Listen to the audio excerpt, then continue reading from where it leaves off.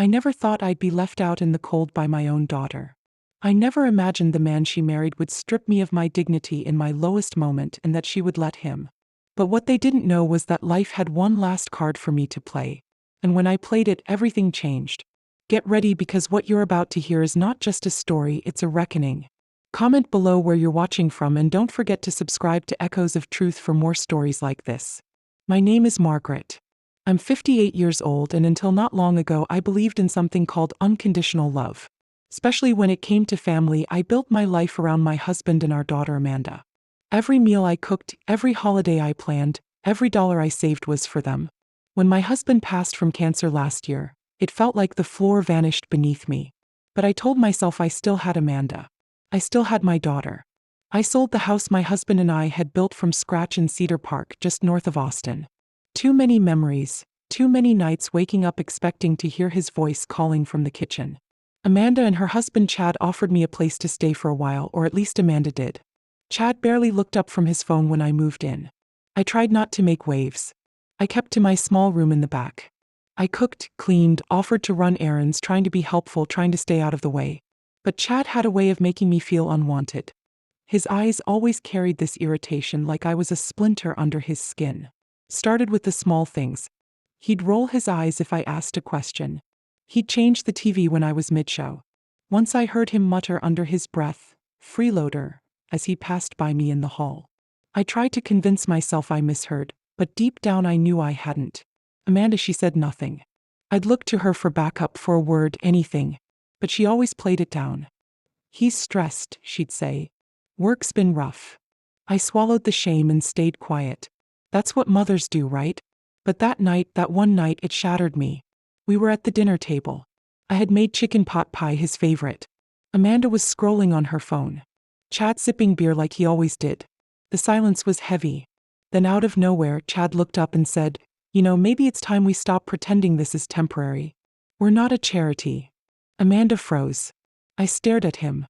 "What do you mean?" He smirked. "I mean, how long is this supposed to go on? You're not working. You're not contributing. We've got bills. We didn't sign up for extra mouths to feed." My breath caught. My heart was pounding. I turned to Amanda, desperate. Amanda, she wouldn't meet my eyes. "Maybe it's best," she mumbled. "If you find something more stable, for everyone's sake." Everyone's sake. I didn't scream. I didn't argue. I stood up, walked to my room, packed my things, 2 suitcases. That's all I had left of my life. I didn't even cry while I packed. The tears came later when I stood outside their building, the wind biting through my coat, and realized I had nowhere to go. Amanda didn't walk me out. Chad didn't even bother pretending. I sat on the curb for an hour. My phone battery was dead. My heart was too. I remember thinking, this is what it feels like to be erased. That night, I checked into a motel, the kind where the wallpaper peels and the vending machine eats your change. I lay awake, staring at the ceiling, wondering how everything could turn so cold, wondering what I had done to deserve this kind of abandonment. The next morning, I sent Amanda a message. "I understand. I love you always." No reply. The next week, I sent another, then another. Birthdays, little updates, silence. 3 months passed. Each day felt longer than the last. I tried applying for jobs, anything. But no one wanted to hire a grieving widow in her late 50s with no recent work history. I considered cleaning houses, babysitting, but my body didn't move the way it used to. The loneliness, it was suffocating, and worse than that, the shame. I had given everything to that girl. How could she turn her back so easily? One evening, as I was going through a box of old family keepsakes, trying to feel close to something, anything, I found it. My mother's old diary. I hadn't read it in years, maybe never. But something pulled me to it. I sat on the edge of the motel bed, turned the pages, and that's when I found it. A name, a truth, a secret that changed everything. I remember the moment clearly. My hands shook. My heart raced, because suddenly I wasn't just the mother who got kicked out. I was someone else entirely. And for the first time in months, I smiled. They took everything from me. But they had no idea what was coming. After that night, the days blurred into each other like gray watercolors bleeding on a wet canvas. The motel room smelled of stale air and distant cigarettes. The buzzing hum of the vending machine outside my door became a lullaby of defeat. I stayed quiet. I didn't cry every night, but when I did, it was quiet. The kind of crying where your whole body trembles, but you keep it inside because no one's coming to comfort you. I texted Amanda again on the fourth day. A simple message. Okay. Just wanted to know how you are. No reply. I tried again 2 weeks later. Just a heart emoji. Nothing. I told myself she was busy, that she'd come around, that Chad must be twisting things. But as the weeks rolled on, that hope started to rot inside me. My money was thinning. I tried getting part-time work, grocery stores, front desks, even a diner down by the highway, but I was either overqualified or not a good fit, which is just polite code for too old and too tired. One night, I sat on the floor of that room, sorting through the only box I had brought with me that wasn't clothes. It was a dusty memory box from the house. Some old photos, a few letters, and tucked at the very bottom a small leather-bound book. My mother's diary. Surprised me. I don't remember packing it. I almost put it back, but something about the way the leather felt in my hands made me pause. I lit the old lamp on the side table and opened the first page. Her handwriting hadn't changed from the notes she used to slip into my lunchbox as a kid. Looped, neat, always in ink. At first, it was ordinary stuff. Weather, church, complaints about grocery prices. But then I got to the entry dated June. He came again today. Said he wished things were different. That he wished I could be his wife. But he has a family, a business, a name to protect. Margaret will never know. She must never know. I just pray one day she understands how much I loved her. Even if she was born out of mistake and desire. I read it twice. Then again, she must never know. My breath caught in my chest. I flipped further. Entry after entry. Hints, memories, meetings at hotels, small cash payments she tried to refuse but needed desperately. She never named him in full, only initials. His. But then another entry, February. He said he'd made arrangements that if anything ever happened to him, he'd ensure Margaret had something, a part of what he built. It won't be official, of course. It's too dangerous. But he promised me a trust, a letter. He said his lawyer, Mr. Goldstein, would know. That name. It hit me like a punch to the stomach. Goldstein. I'd seen it before. It took me 2 days and several online searches from the motel's shared computer, but I found him. Leonard Goldstein, retired estate lawyer, still listed under a private firm in Dallas. I didn't call. I couldn't. My hands trembled too much. Instead, I sent a letter, a real handwritten letter, explaining who I was, who my mother was, and begging for a conversation. 2 weeks later, I received a call. I remember the way his voice cracked when I mentioned my mother's name. He knew her, not just professionally, personally. I always wondered if you'd reach out someday, he said. There's something you need to see. I took a Greyhound to Dallas the next morning. My suitcase was half packed just in case he turned out to be some scam artist. But when I walked into that quiet office filled with old books and even older silence, I knew it was real. He handed me a sealed envelope, yellowed, fragile.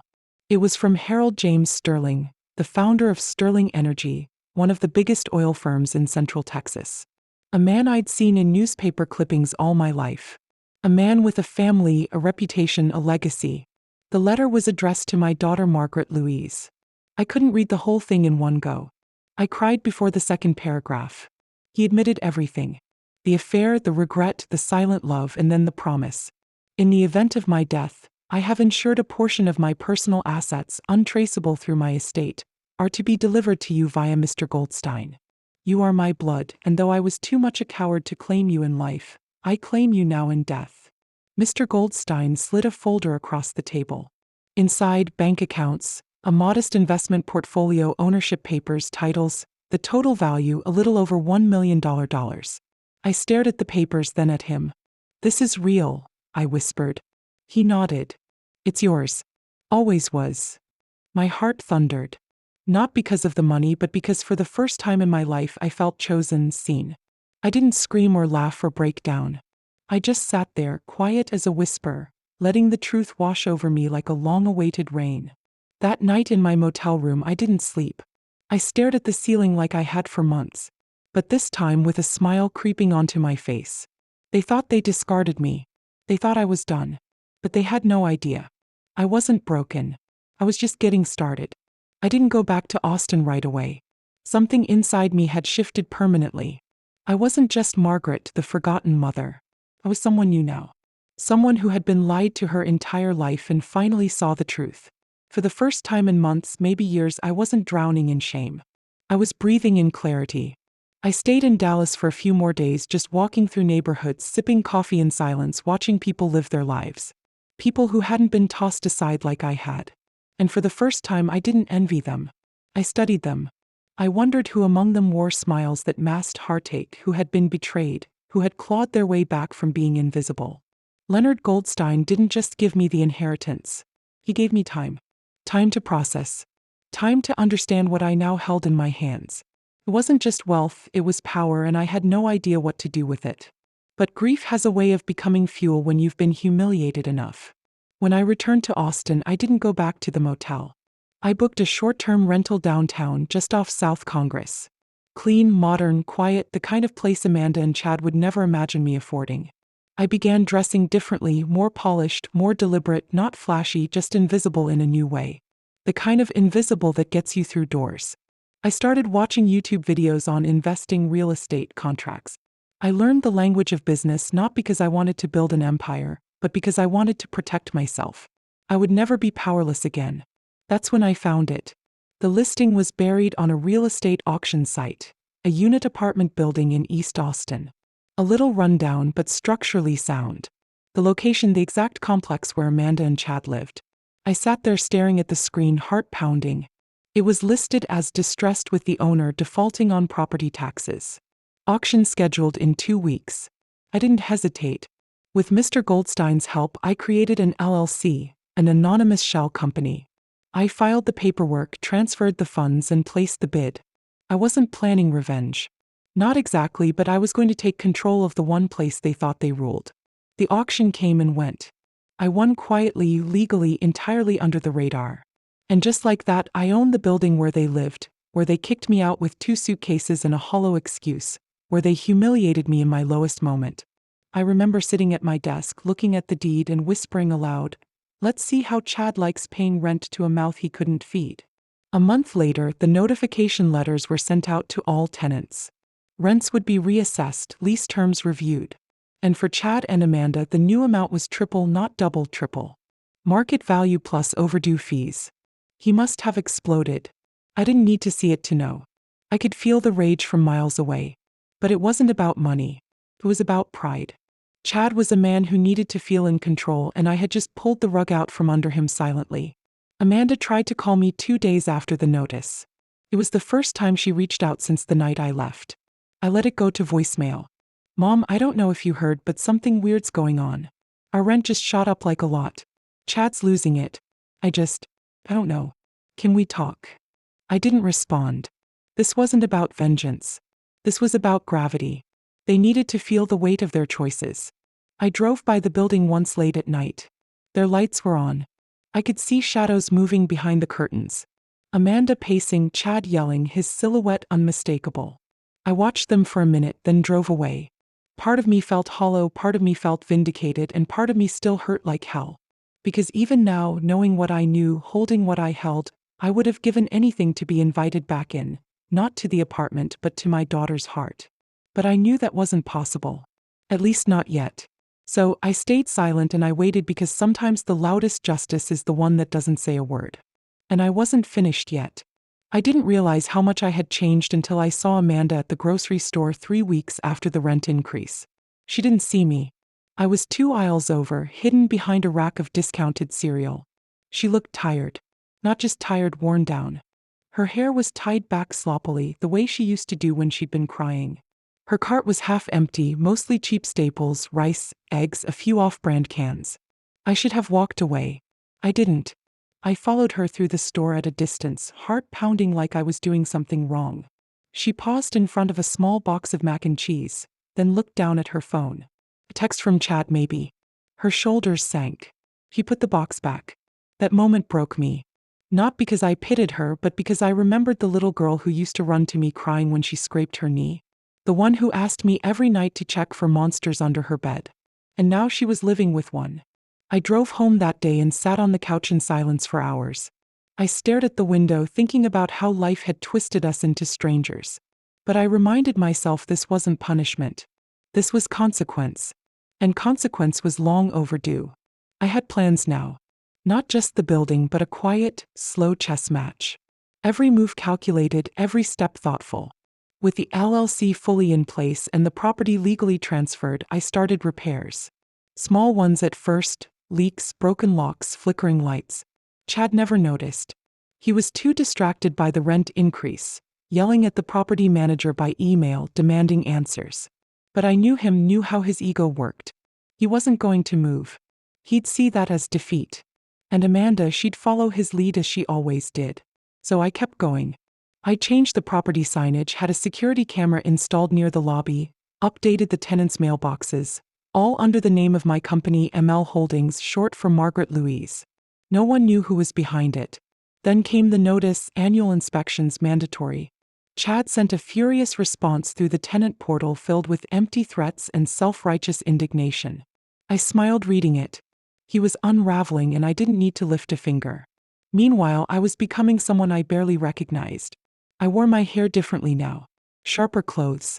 I walked with purpose. I started joining small business meetups under a pseudonym. Learning the ropes of real estate, building connections. No one asked about my past. They only saw a quiet, composed woman with sharp eyes and cash on hand. The best disguise is the truth you don't say.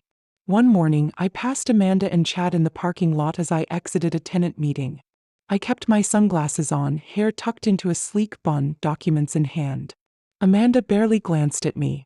Chad didn't recognize me at all. Later that night, I sat in my living room sipping tea, thinking about how strange it felt to walk right past your own child and be invisible.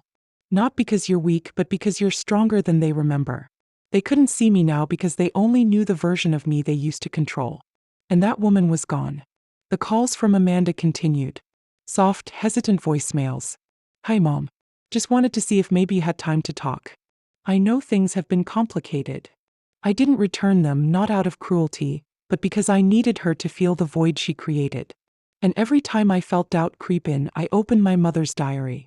I read those words over and over again. Margaret will never know. She must never know. But I did know now, and with that knowledge came a kind of armor no one could tear through. I was no longer the woman begging to stay under their roof. I was the woman who owned it. I always believed revenge wasn't about getting even. It was about balance. Justice without fire. A correction, not a war. But when I saw the email response from Chad after he received the notice of his rent increase, I'll admit a small flicker of satisfaction lit inside me. Subject: rent increase. This is absolutely unacceptable. This must be a mistake. Tripling our rent? That's extortion. I demand to speak to whoever owns this dump. We've lived here for 3 years and never been late once. This is robbery. He signed it Chad D. Harmon, like his name meant something. I read the email 3 times and then forwarded it to my property manager with a simple note. Please respond using standard clause C regarding market rate adjustments. No special exceptions. Chad wasn't just angry. He was stunned. His arrogance never made room for the idea that someone could outmaneuver him. He'd become so used to being in control that the idea of answering to a faceless landlord drove him mad. Amanda tried calling me again that same night. The voicemail was different. No pretense. Mom, I know you're not picking up, but I really need to talk to you. Things are rough right now. Chad's upset. He's taking it out on everything. We're trying to figure things out. I miss you. I do. Her voice cracked at the end. For a moment, my fingers hovered over the screen. I could call her back, tell her it would be okay, that I'd fix everything, but I didn't because it wasn't okay and I couldn't keep fixing the messes she helped make. Amanda had let him throw me out like I was nothing more than a bill they couldn't afford. And now that the pressure was on her, she remembered how to dial my number.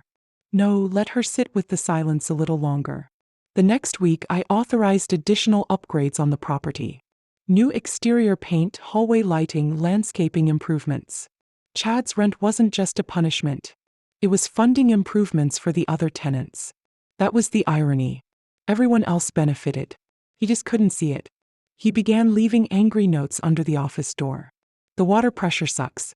Trash is piling up. If this is what we're paying for, it's a joke. Every note went unanswered. Amanda stopped leaving messages. She started texting instead. Short ones. Hey, can we talk? I really need you. Then silence again. Meanwhile, I watched the bank statements roll in. ML Holdings was stable, profitable even. The other tenants were quiet, respectful, and paid on time. It was only Chad making noise and Amanda caught in a storm. But things changed when I received the quarterly report from the building manager. Attached were photos of Chad and Amanda's unit. The bathroom had mildew, kitchen tiles cracked, mail stacking up on the floor. They were cutting corners, living lean. I should have felt pity. Instead, I felt clarity. This wasn't just about rent. It was about power. And Chad was losing it fast. Word around the building was he'd started taking on extra hours at work. Amanda was seen crying on the back steps one afternoon by another tenant.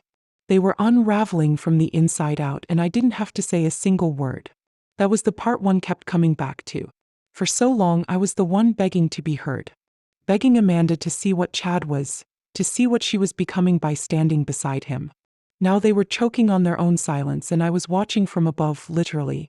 My new apartment overlooked their courtyard.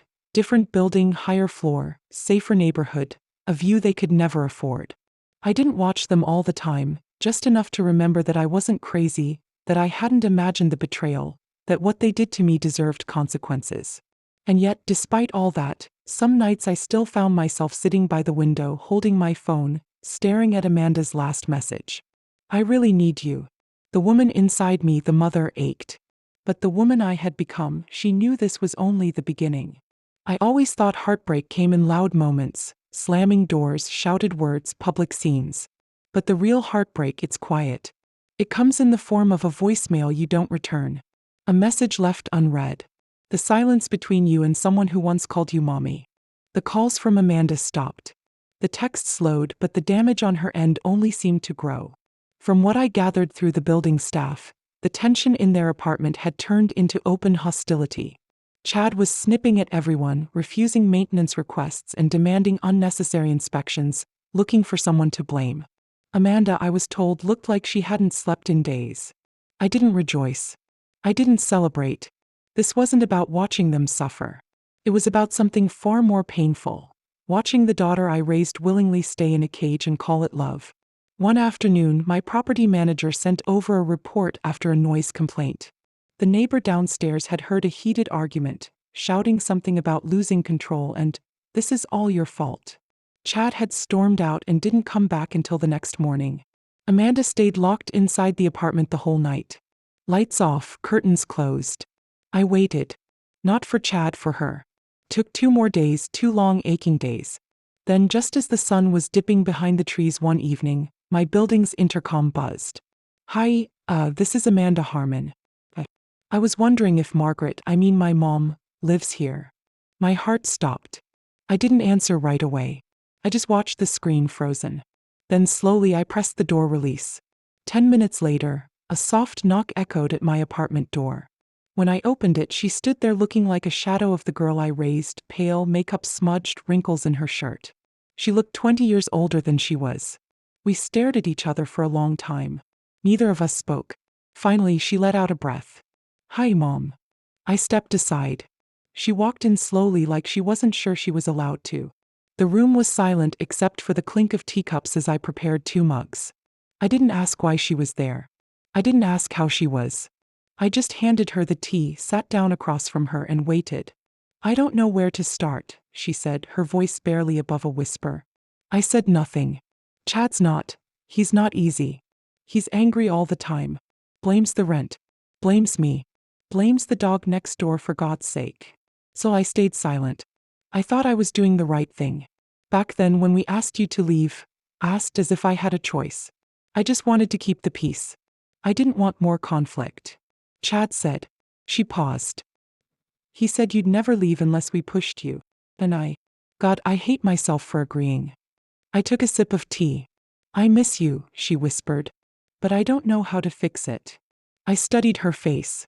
Every line, every flinch. She was looking for forgiveness but afraid to ask for it. So I gave her the only thing I could: silence.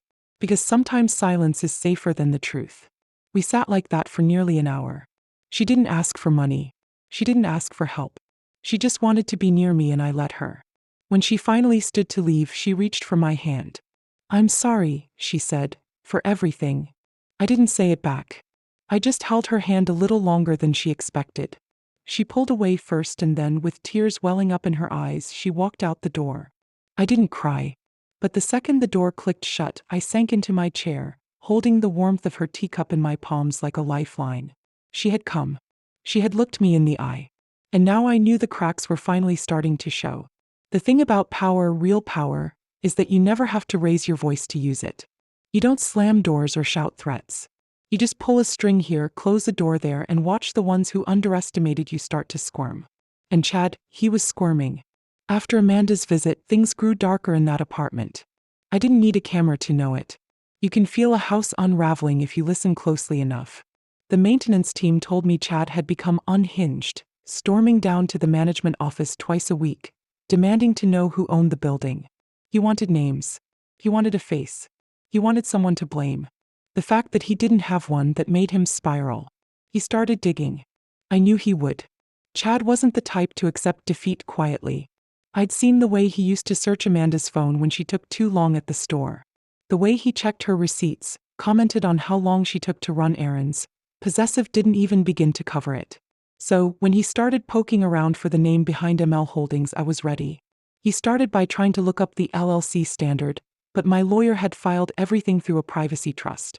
No names, no leads. Then came the phishing emails to my property manager. Pretend to be a tenant. Ask who owns the building. Sloppy, desperate. He even called the title office, pretending to be a lawyer representing another property. The clerk flagged it and reported it straight to us.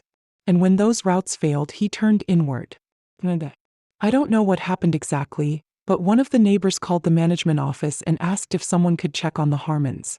She said she heard glass breaking, raised voices, the kind of anger that doesn't just come from bills, it comes from fear. The maintenance man went up there. No one answered, but through the door he could hear Chad pacing, muttering, Amanda crying. The silence afterward was heavier than the yelling. A few days later, I received a strange envelope. No name on the outside. No return address. Inside, a note. I know what you're doing. You think you're clever, but you don't scare me. I'll find out who you are, and when I do, you'll regret it. No signature, but I recognized the handwriting. Chad wrote like he spoke, angry, uneven, pressing too hard on the paper. I sat there with the letter in my hands, heart thumping, not out of fear, out of memory, because it took me back to the moment he stood in that kitchen and looked me in the eye like I was dirt beneath his feet. The way Amanda stood beside him, not just silent, but complicit. And now he was the one grasping at shadows, choking on uncertainty, screaming into the void. It was poetic, but it was also dangerous. So I doubled down. I had my lawyer contact building security. We installed more surveillance, discreet, legal, routine. I made sure the other tenants were protected. The building wasn't going to fall apart because one man couldn't handle the weight of his own cruelty. And Amanda, she didn't call again, but I heard from the building manager that she'd been walking to work. Her car had been sold. Their utilities were being cut back. Lights off by 9 p.m. No heat some nights. The cracks weren't just in their relationship. They were in their survival. And yet, through it all, I kept my distance. Because this wasn't about revenge. It was about resolution. Letting Chad's world shrink until he realized how small he really was, and letting Amanda decide, would she stay in the cage or find the key I'd placed right in front of her? I knew she wasn't ready yet, but the walls were closing in and secrets have a way of leaking through cracks. I didn't expect the knock on my door that night. It had been quiet for days. No emails from management, no voicemails from Amanda, no more anonymous threats, just silence, the kind that feels like a storm crouched in the distance, waiting. But when the knock came soft and slow, something in my chest tightened. I opened the door. Amanda stood there, soaked from the rain. A grocery bag clutched to her chest like it was the only thing keeping her upright. Her eyes were red and her mouth opened, but nothing came out. She looked like she had run out of words days ago. I stepped aside. She walked in slowly, dripping water on the hardwood floor. I handed her a towel and we moved without speaking. I warmed the kettle, poured 2 mugs of chamomile tea. She sat on the edge of the couch like she didn't want to stay long, like she didn't deserve to. And maybe she didn't. She stared into her cup, eyes hollow. "He's not who I thought he was," she said finally. I stayed quiet. I knew. Part of me always knew. But I told myself it was stress, that he just needed support, that if I was patient he'd come around. So I said nothing. She looked up, her voice trembling. He thinks someone's targeting us. He's obsessed. He's been going through my phone, my emails. Last week he followed me to work. Said he was making sure I wasn't involved. A shiver ran through her, and not from the cold. He asked if I was hiding something. If you were hiding something. That caught my breath. She didn't wait for an answer. I told him I hadn't spoken to you in weeks. That I didn't even know where you were. She paused. But that was a lie. I met her eyes for the first time. I found your building listed in a security notice. Same management company. I figured it out. It wasn't hard. Of course it wasn't. Amanda was smart. Always had been. But smart doesn't always mean brave. And now she looked like someone who had finally opened her eyes and hated what she saw. I didn't speak. Not yet. I miss you, she whispered. But I don't even know how to be around you anymore. My hand tightened around the mug. You left, she said, voice cracking. And I let you. I let him push you out. Finally I spoke. No, Amanda, you didn't let him. You stood with him. That stopped her cold. She blinked. Her lips parted slightly like she wanted to deny it, to defend herself, but there was nothing left to defend. I stood up, walked to the window, stared out into the night. I begged for your voice that night, I said. Just one word, just one. And you stayed silent. Behind me, I heard her exhale. A quiet, broken sound. I didn't think it would get this bad, she said. I thought I could manage him. You can't manage a man like that, I said softly. You survive him or you leave him. She didn't respond. He didn't have to. We sat in silence for a long time. Two women who shared blood but not trust. Not yet. Maybe never. When she finally stood to leave, she set the mug down carefully, her eyes rimmed with unshed tears. I don't expect forgiveness, she said. I just needed to remember what it felt like to be safe. I walked her to the door. She paused, then turned back suddenly and wrapped her arms around me. I didn't return the hug at first. Then I did, but gently, cautiously, like someone trying to hold a memory without letting it slip through their fingers. When she pulled back, she didn't say goodbye. She just looked at me one last time and left. And as the door closed behind her, I felt something shift deep in my chest.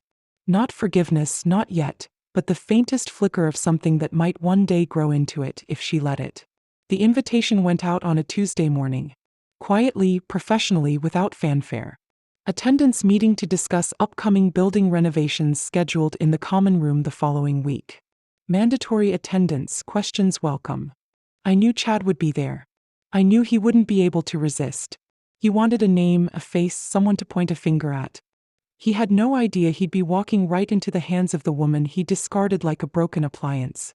The day of the meeting, I arrived early. I wore a charcoal gray blazer and dark jeans. Simple, elegant, unrecognizable. My hair, now in soft waves, brushed my shoulders. I looked nothing like the woman who once begged for a sliver of dignity at Amanda's kitchen table. The common room filled slowly. Tenants trickled in, some curious, others annoyed, most indifferent. And then came Chad. He stormed in with the swagger of a man expecting confrontation. Amanda trailing behind him like a shadow. He didn't look around, didn't notice me. He only saw the property manager at the front and went straight to him. Where is she? He demanded. I want to speak to the person in charge today. The manager remained calm. All questions will be addressed during the presentation. Chad scoffed. Amanda looked down at her shoes. I sat near the back, silent. The presentation began. Routine announcements, upgrades, timelines, the new security system, the updated landscaping, the improved insulation, practical changes, smart decisions, all funded in part by the very rent Chad had so bitterly protested. Then the manager paused. We'd like to thank ML Holdings for their commitment to revitalizing the property and prioritizing tenant comfort. The owner is here today. Should anyone have questions? I stood up. The room turned. I walked slowly toward the front, calm, steady. Every step, a quiet drum beat in my chest. Chad's face twisted in confusion, then disbelief. Amanda's mouth parted in shock. I turned to the room. Good evening, I said. My name is Margaret. I'm the owner of this building. You could hear a pin drop. Chad stood up so fast his chair scraped the floor. This is a joke. What kind of game is this? I looked at him.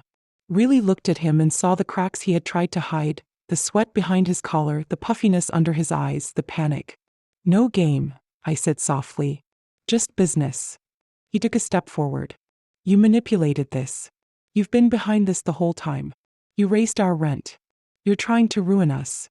I held my ground. I gave you a roof. I made improvements.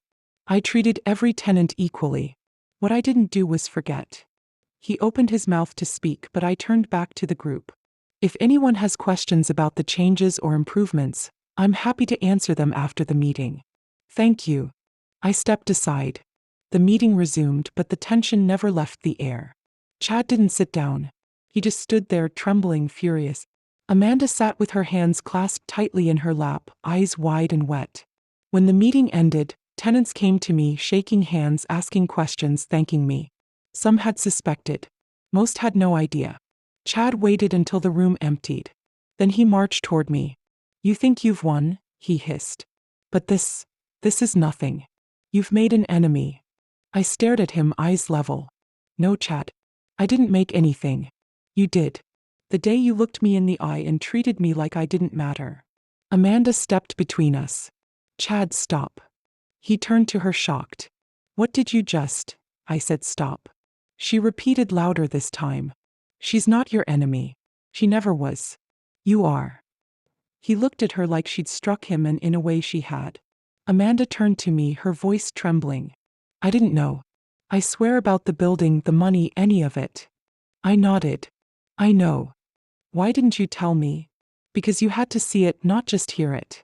She blinked back, tears. Chad scoffed, stepping back. You two deserve each other. No, I said quietly. She deserves better. Then I turned and walked away. And for the first time since that awful night in their kitchen, I felt something shift inside me. Not revenge, not satisfaction, but power. Quiet, firm, and entirely mine. Amanda showed up at my door again 4 days later. This time holding something in her hands that made my knees buckle the second I saw it. A book. Faded leather, corner torn, the spine barely holding. My mother's diary. I opened the door without a word. She stepped in, eyes wide, her breath shaky. I found it in my closet, she said. The last time I visited you, you must have left it behind. She placed it on the coffee table like it was sacred. And for me it was. I read it.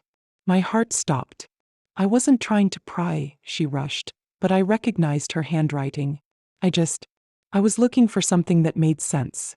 Silence fell between us like a curtain, heavy, still. I didn't know about Harold Sterling, she whispered. Or the money or the trust or any of it. I nodded once, slowly. I didn't know either. Not until I had nothing else to lose. Her voice broke. Mom, why didn't you tell me? Why did you let me believe you were helpless? I looked her in the eye. And for once she didn't look away. Because I was helpless. The night you closed the door on me, I didn't have a plan. I didn't have money.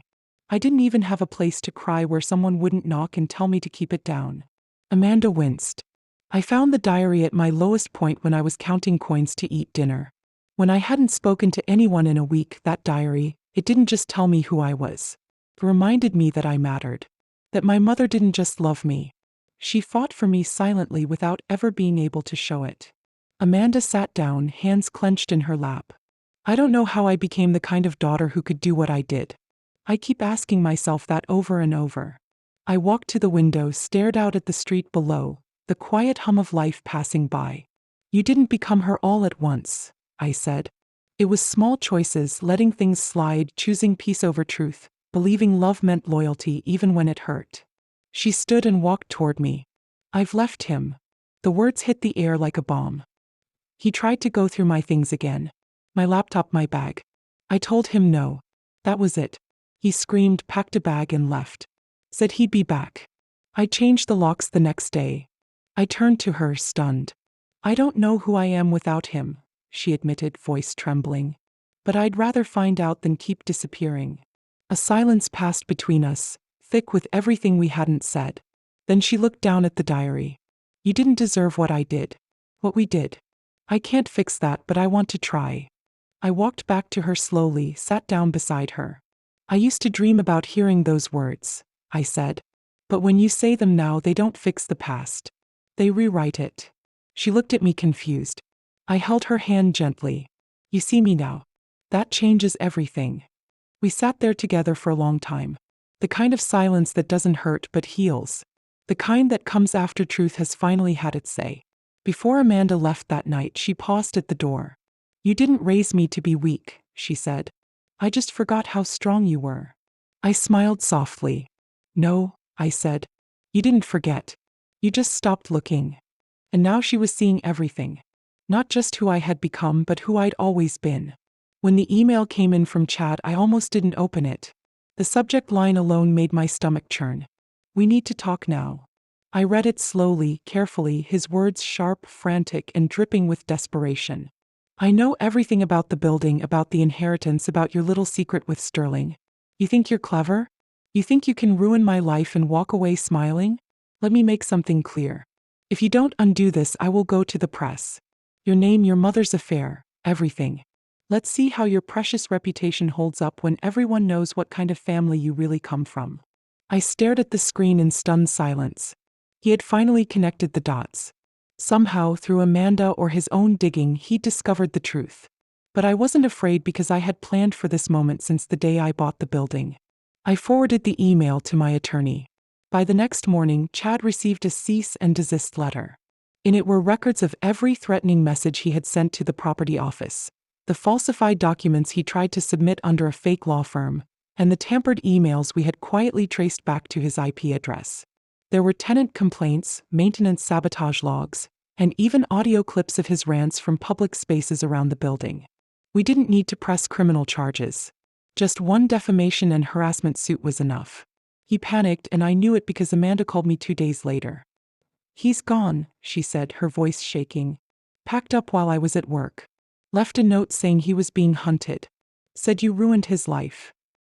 "He ruined his own," I said quietly. Amanda was silent. Then, "I'm sorry again for forever thinking he deserved my silence." "You were scared," I replied. "I've been there. Fear makes you small, but you don't have to stay that way." It wasn't long before Chad tried to retaliate, posting vague rants on social media, implying corruption, betrayal. He never named names. He couldn't afford to. Not after the second letter from my attorney threatened legal action for every word he published. He went quiet after that, publicly at least. Privately, I knew he'd never forget the day he realized the woman he kicked out with 2 suitcases and a tired face now owned the roof over his head, the lease under his name, and the keys to every locked door he once slammed in mine.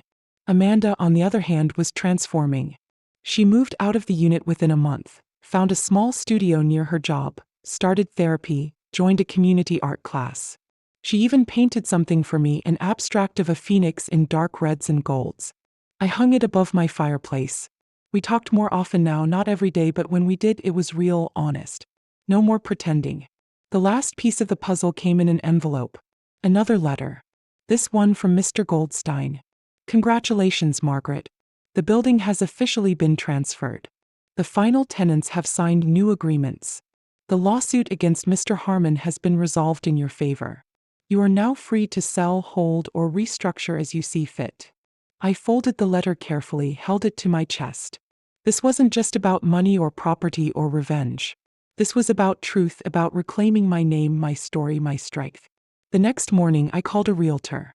I was ready to close the last chapter and open the door to a life I no longer had to survive. I could finally live it on my terms. I sold the building in late spring. The final paperwork was signed on a bright, cloudless Tuesday. No fanfare, no ceremony, just a quiet click of a pen, a firm handshake, and the weight of 3 years of grief, betrayal, and silence finally lifting off my shoulders. The money was wired to my account the next day. But I didn't celebrate. Instead, I wrote a check, a large one. Half of the proceeds went to a local shelter for women and children in crisis. The kind of place I wish I had known existed the night I stood on that curb with 2 suitcases and no one to call. I asked them to build a wing named after my mother. The Eleanor House. It was my way of honoring the woman who gave me strength in silence, who hid a lifetime of secrets so that I could one day discover the truth and become something more than what the world expected. The other half, I used it to buy a small house. It wasn't extravagant, just a charming little 2-bedroom on the same street where I grew up in Cedar Park. Oak trees out front, a porch swing, enough space for quiet, for healing, for growing tomatoes if I ever felt like trying. The day I moved in, Amanda helped carry boxes. She didn't say much, neither did I. But after we finished unpacking, she sat beside me on the porch swing, legs tucked under her, eyes scanning the street like she was trying to recognize the girl she used to be. "I remember riding my bike here," she said softly, "before everything got complicated." I nodded.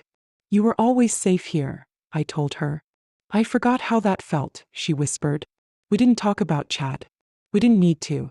His chapter had closed without a dramatic ending, just silence. He disappeared into a new city, a new job, probably a new lie, but not before signing a non-disclosure agreement and quietly dropping his threats. The last thing he wanted was another legal battle, or worse, for the world to see the truth about him. He was a ghost now. Amanda stayed for dinner. We made grilled cheese sandwiches and tomato soup like we used to when she was little. She laughed when she burned one side. I laughed when she tried to blame the pan. It was the first real laughter we had shared in years. That night, after she left, I stood at the window holding a cup of tea in both hands, watching the moonlight stretch across the front lawn. And for the first time in a long, long time, I said the words out loud. "I forgive you." Not to Amanda, to myself. Because that was the hardest part. Not rising from the ashes, but learning that I was never the fire they tried to extinguish. I was the spark they underestimated. They taught me that silence was weakness. But I learned how to weaponize it. They tried to erase me, and I became someone they could never forget. I sat down on the couch, opened the diary one last time, and tucked a note inside for Amanda to find someday. You don't need their love to be worthy. You don't need their approval to be strong. You only need the truth, and to never ever forget who you are. The clock ticked softly in the background. My tea grew cold in my hands, but my heart, it was finally warm. I didn't need to scream. I didn't need to win. I just needed to be who I was all along. And now finally I was home. Thanks for listening to Echoes of Truth. Don't forget to subscribe and feel free to share your story in the comments. Your voice matters.